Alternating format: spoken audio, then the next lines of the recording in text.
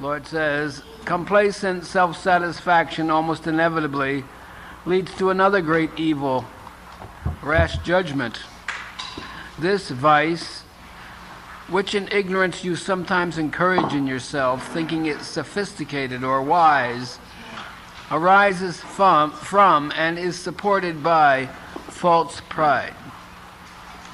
It in turn leads to flagrant conceit and even greater delusion. Indeed, by degrees, you will accept in yourself what you condemn in others, foolishly imagining yourself exempt from blame for that very fault you so readily condemn in all others. Unfortunately, the enemies of your soul no longer discover this malice tendency, then they immediately employ all their artifices to make you attentive to the faults of others, and to magnify their defects out of all proportion. They will go to any length to make you aware of your neighbor's most insignificant and trivial small imperfection, while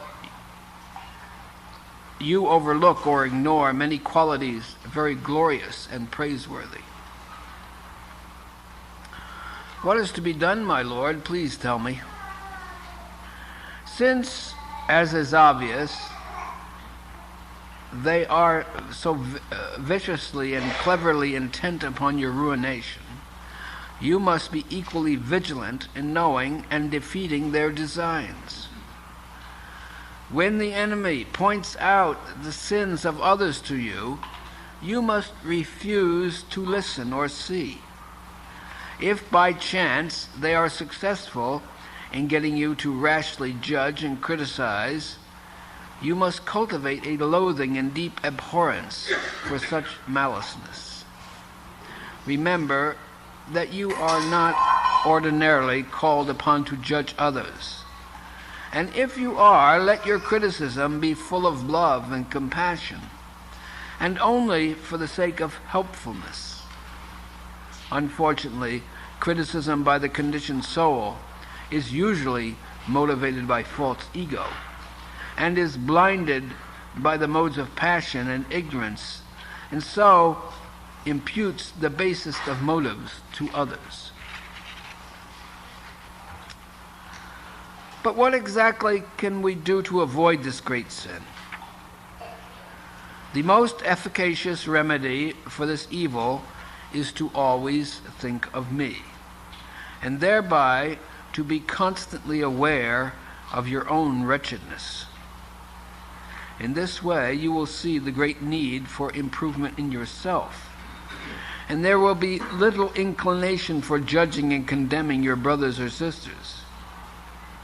By honestly seeking your own advancement, and by concentrating on correcting your own shortcomings, you will simultaneously free the mind from the vile malignity of rash and destructive criticism of others.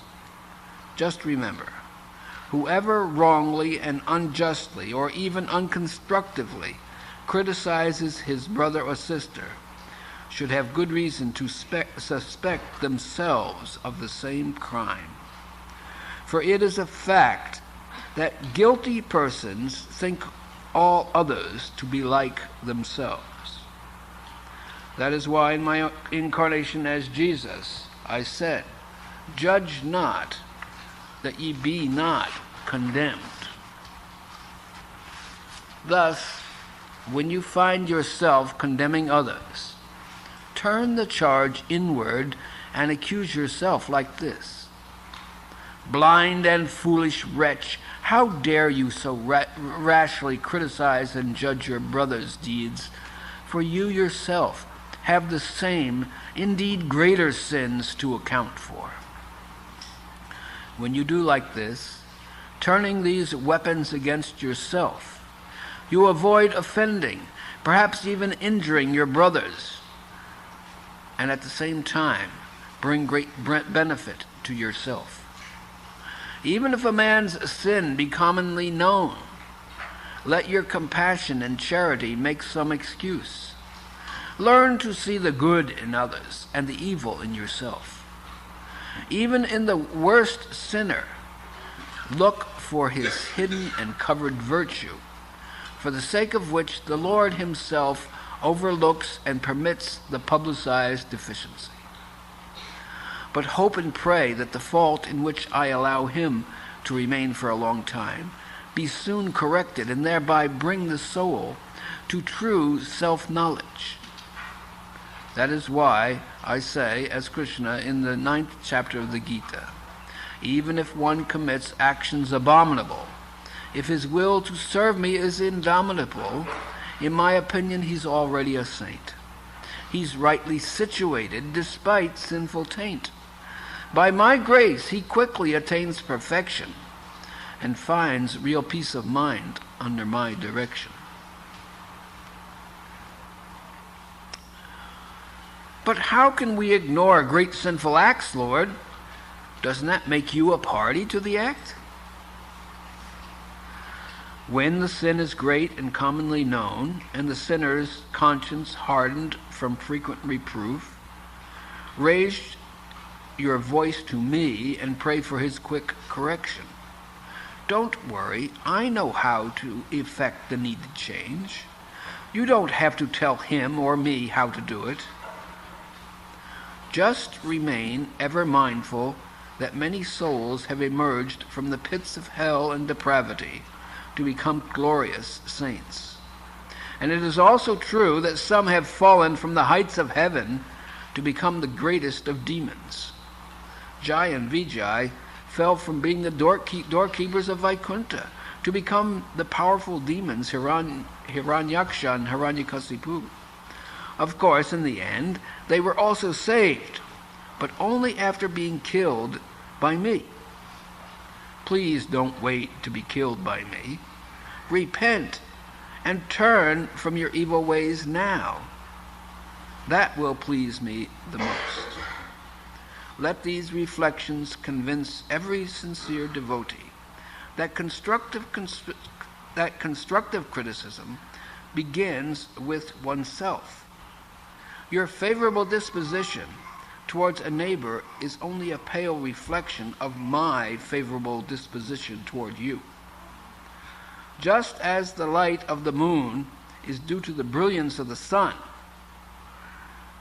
but rash judgment and destructive criticism, being due to enviousness and dislike of others, are always due to the promptings of the power of darkness. Protect yourself by humbly chanting my holy names.